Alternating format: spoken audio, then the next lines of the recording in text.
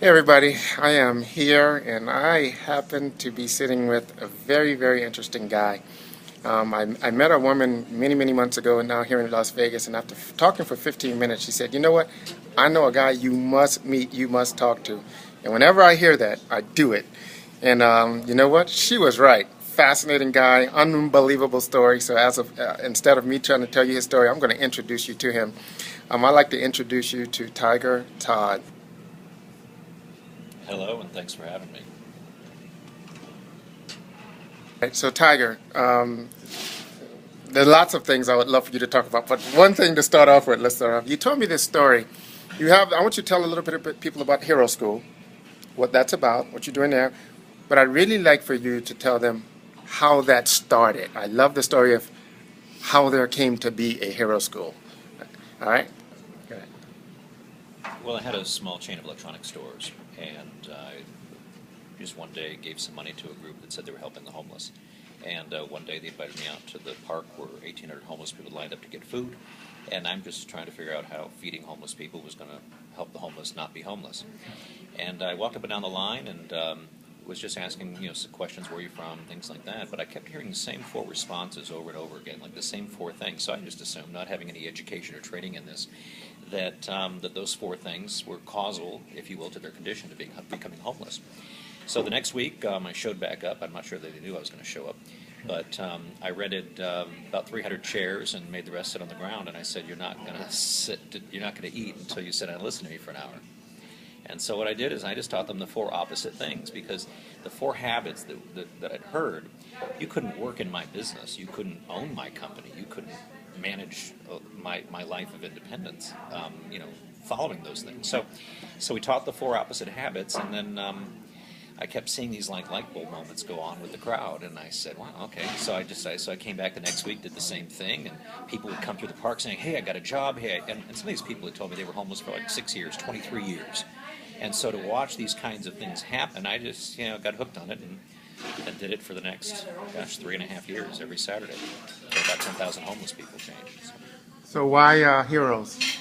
Well, then then you start telling everyone this is just what you do on a Saturday, but what we did worked, and I found that it was shocking to people that you could actually teach homeless people how not to be homeless, and I think, really? So I started reading. I started to try to figure out what had just transpired those prior years.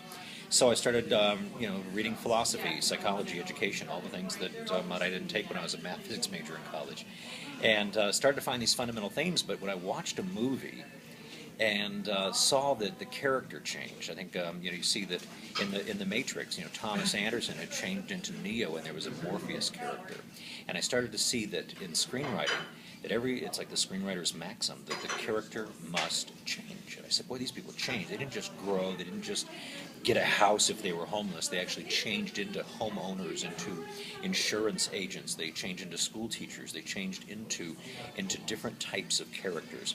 And so we called it Hero School because it's the fundamental story, not just in movies, but history, mythology. You see, Abraham changes into Abraham. You see, Simon Bar-Jonah became Peter. You see that this transformation is kind of like a human thing we're supposed to go through. So hence Hero School. Wow. That's very powerful, and I know my viewers, how much of an affinity I have with heroes as a metaphor, heroes as a concept.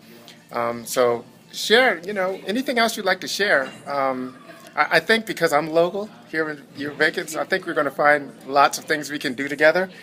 But before we wrap this up, if you'd like to share anything else, the Well, I guess the impact that it has, it propelled me to go into schools, and I don't like kids. Okay, not really, but I was raised by my dad. I call him my dad the boss because I worked in his business growing up, and I just realized there was a gap in education that was important, and a gap that maybe you could only get by having to be responsible over your own business, or say it's in your family in a certain position. And so how could then I bring that to other children? Because we were seeing less and less kids being engaged with teachers in schools. So what if every school did provide a Morpheus or a Mr. Miyagi or an Uncle Ben or an Alfred, to use your Batman metaphor? What if the schools provided those, but the kids didn't know to learn from them, and instead the kids would revert to listening and learning only from themselves? So I kind of made it my next mission to go and to talk to kids in schools and bridge that gap between their family experience and who I think they needed to be in the real world.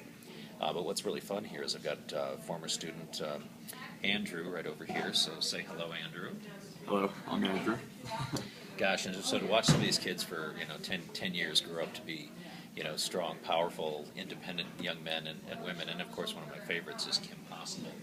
Hello. Like, I want to, you invite me out to lunch and then we're doing this.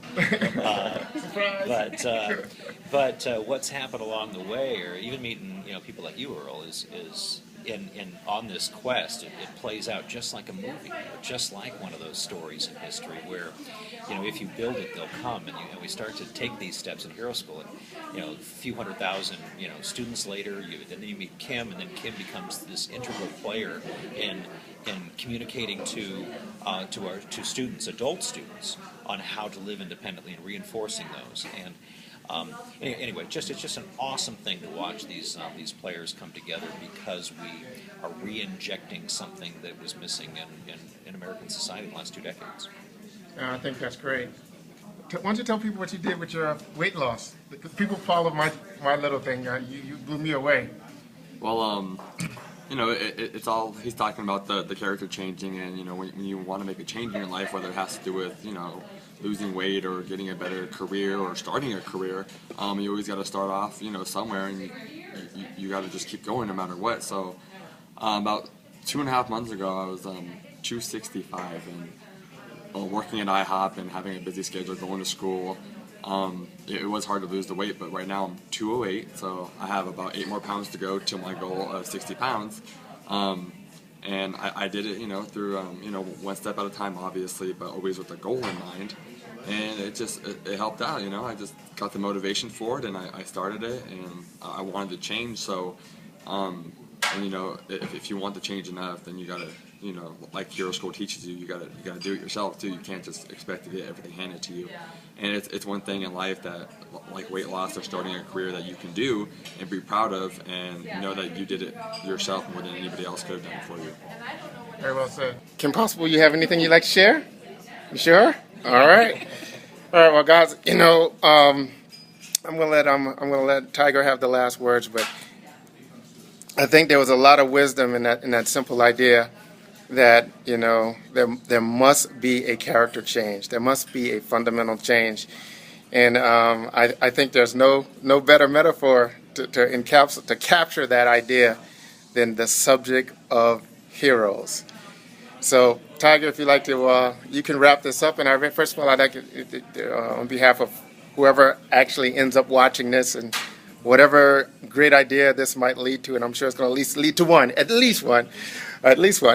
I'd like to thank you for taking the time, and I look forward to doing some heroic things with you in the future. Well, I'm sure you'll find, like many of us that do these things outside of our paid work, is that we can't not do it. And there's an idea that we're made up of these molecules. I think I like what William James said, that truth is what works, and a lot of people are looking for something that works, and yet we almost have to, like Andrew said, you have to actually take some action on it to see if it actually works for you. And so in this case with character change, it opened up a whole new future for so many people who thought that, I'm born to these people, I can't do it, or I'm in this culture, can't do it, and yet that's exactly why you can't do it. So character must change. Here's your deal. If you learn how to be an engineer, guess what? You'll change into an engineer, and now you can do the stuff that engineers do, if that's what you want. So I would just, my parting comment is declare a destination, and then start taking the steps toward it. And gosh, if you stay on it like Andrew, you'll get there.